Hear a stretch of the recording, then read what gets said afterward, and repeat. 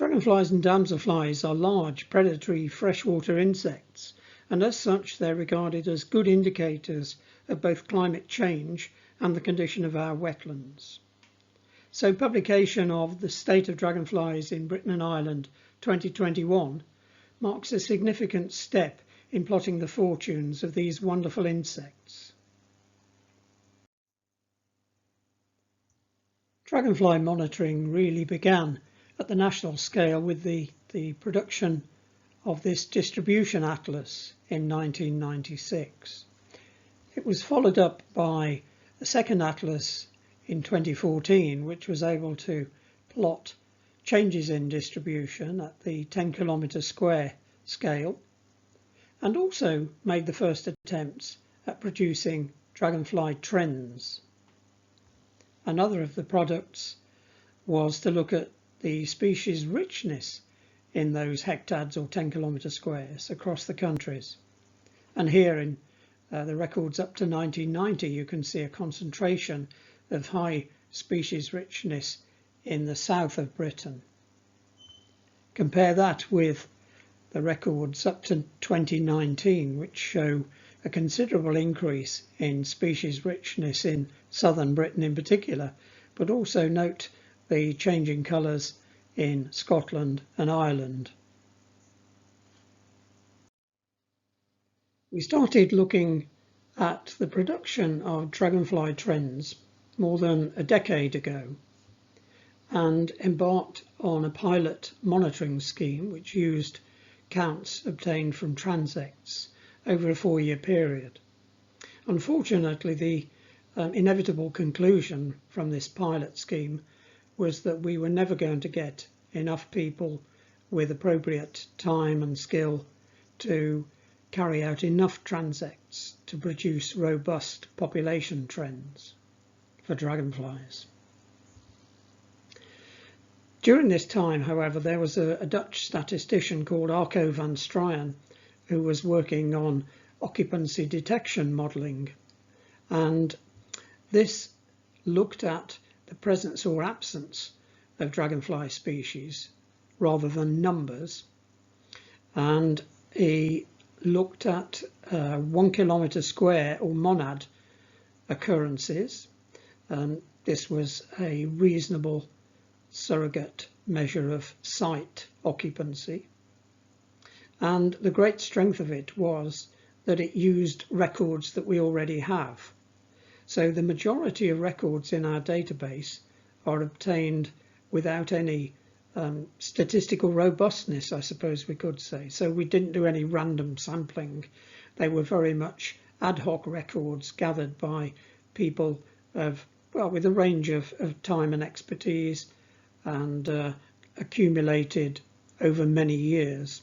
And it would be great if we could use this data set to produce trends. And thankfully this has proved the case. Here the UK Centre for Ecology and Hydrology took on this method, this modelling technique, and were able to produce the first trends over a 30-odd year period for our second Dragonfly Atlas.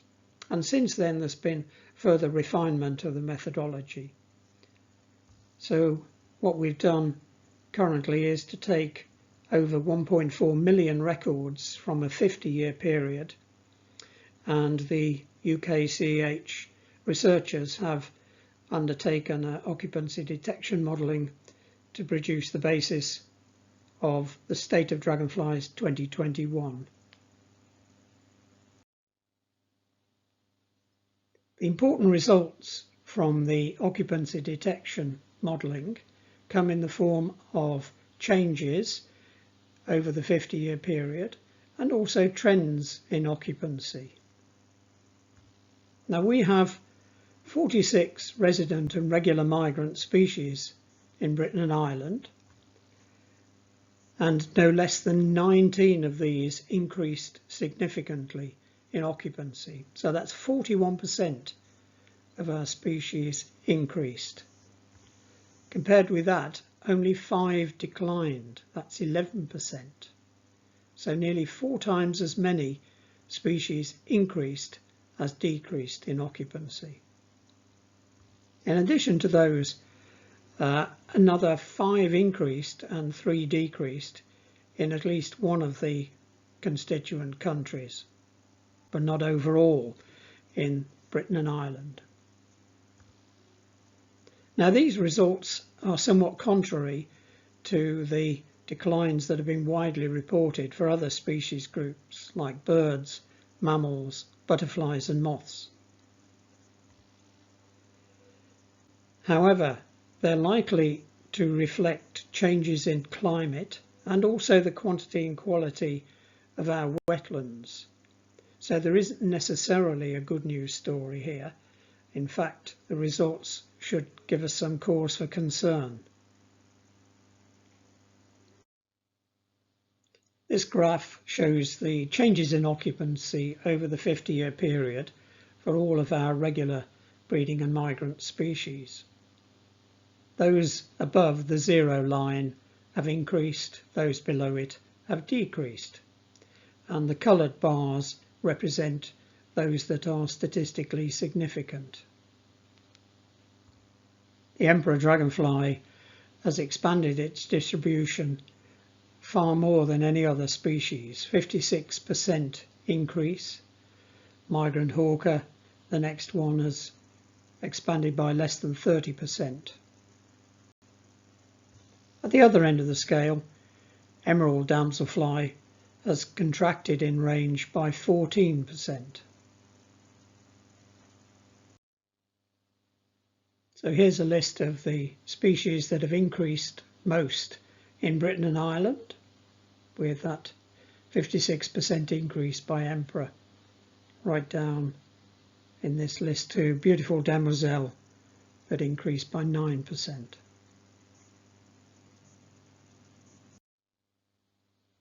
Now, as well as the change figures, 56% in the case of emperor dragonfly over that 50-year period, we also have trend lines. And you can see here quite a consistent increase in the case of emperor dragonfly. Those increases over the 50 years were actually greater in England and Wales, 64 to 65%, and even higher in the Republic of Ireland, where emperors colonised. Now, these occupancy trends are used as surrogate measures of population. So although they're recording the frequency in monads in 1 kilometre squares, it's at that scale a much better indication of population changes than we would get from looking at hectads, the 10 kilometre squares that we use in atlases.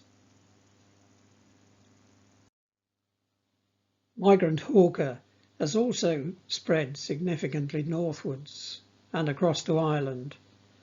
But as you can see, the trendline graph shows quite a concerted period of increase in the late 1980s. So that increase was even greater than the overall 28% in England, with a 36% increase in occupancy. The ruddy darter also increased, although there hasn't been a massive change over the last 30 years. But again, like with the migrant hawker, the increase was greater in England than overall. At the other end of the scale, these 5 species showed the greatest statistically significant declines in Britain and Ireland. That the emerald damselfly showed the greatest decreases in occupancy came as a big surprise to us. As dragonfly recorders, we had no real idea that this species was contracting in range. And as you can see, it's an even greater contraction in England compared with Britain and Ireland overall. So this is something that needs some research effort, and we'll be keeping an eye on it, no doubt, in coming years. Unlike emerald damselfly, black darter has its strongest populations in the uplands and in the north of Britain and Ireland. And it may be that the reasons for the decline in this species are related very much to climate and possibly the habitat quality of our moorland blanket myres and the lowland raised myres and valley myres where they live. The distribution and habitat preferences of common hawker are very similar to those of black darter, and although we've seen a slightly smaller decline in occupancy in this species, you can see it's even higher, almost double, in England. So I think we're fairly confident that there are climate effects and habitat quality effects occurring here. Interestingly, black darter and common hawker have also been recorded in decline in some European countries. In England only, there was a significant decline in blue-tailed damselfly. And I'm highlighting this because there was a very sophisticated piece of research done in the Netherlands looking at blue-tailed damselfly productivity in watercourses, drains that were treated with neonicotinoid insecticides at various concentrations, but similar to those recorded in the real world. And I think it may not be a coincidence that the use of neonicotinoid insecticides in Britain from the 1990s rather, has possibly contributed to the blue-tailed damselfly's decline. It's something we'll have to keep an eye on, and certainly there are signs that neonics in watercourses are damaging wildlife more generally. Many of you will be aware that we've had some new kids on the block over the last 20 years or so. The small red-eyed damselfly came into Essex in 1999, and there's been a very large increase since then, and it's now found across England and South Wales from Durham to Cornwall. Willow emerald came in more recently, and we've also seen a consolidation, I suppose, of occasional breeding by red-veined darter and to a lesser extent lesser emperor. Southern migrant hawker is still finding a foothold in the southeast as a breeding species, in the far southeast of England, but seems to be spreading, and we may well in the next few years find breeding sites elsewhere.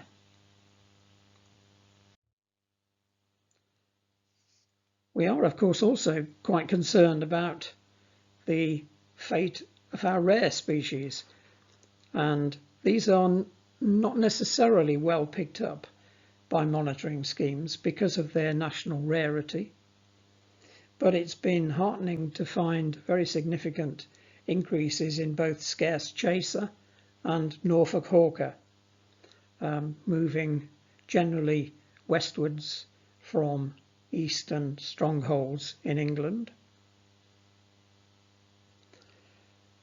At the other end of the scale, some decreases in those three species, white-faced darter, which we lost from southern England, from Surrey and the home counties, about nearly 30 years ago now.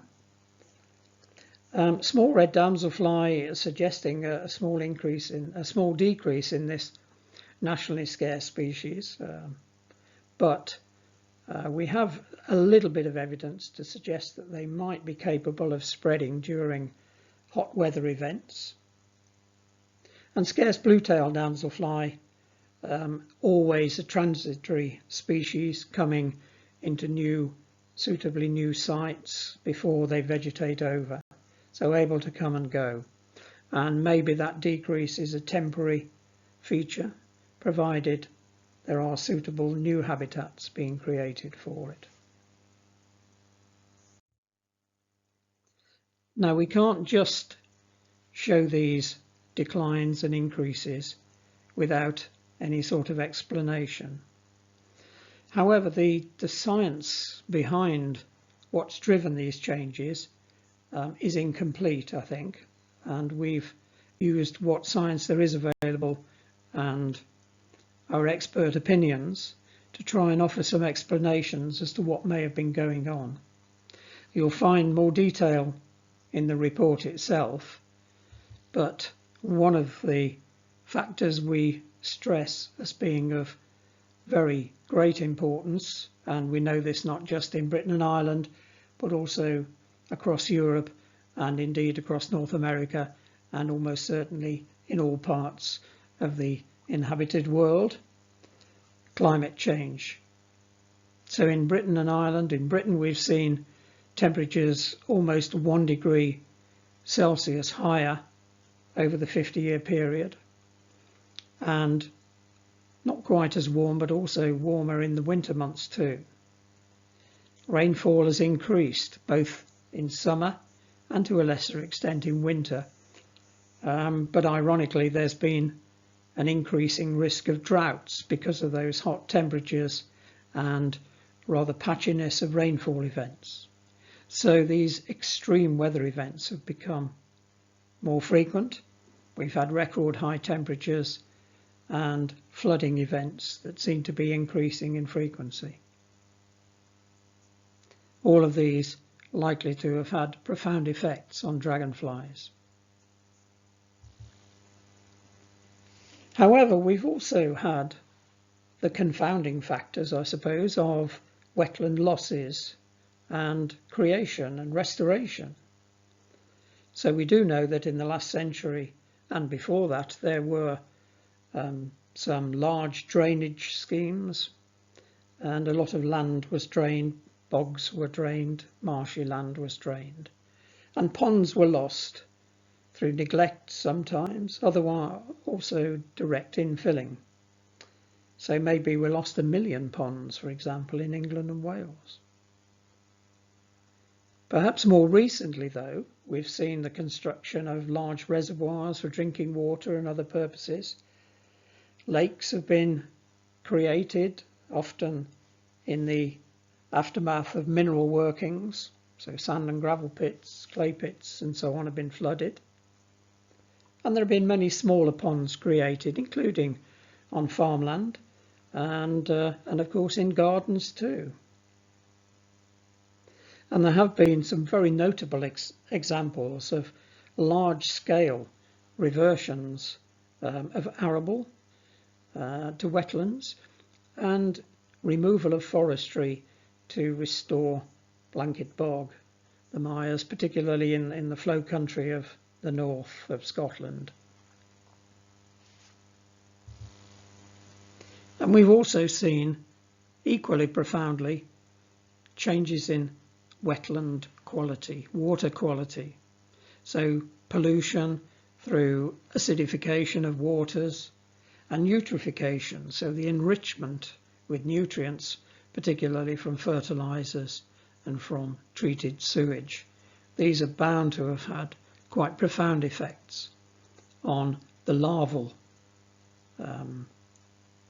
life for dragonflies. Okay, so I would encourage you to go to the British Dragonfly Society website and have a look at the full report. You can download it and read it at your leisure. Many people have contributed to the production of this report, but I have to highlight and give special thanks to over 17,000 dragonfly recorders, our citizen scientists who go out and record and submit records so that we can do this sort of analysis. And of course the British Dragonfly Society's local county dragonfly recorders who elicit records, collate them and verify them. But thanks to everyone for helping to produce The State of Dragonflies in Britain and Ireland 2021.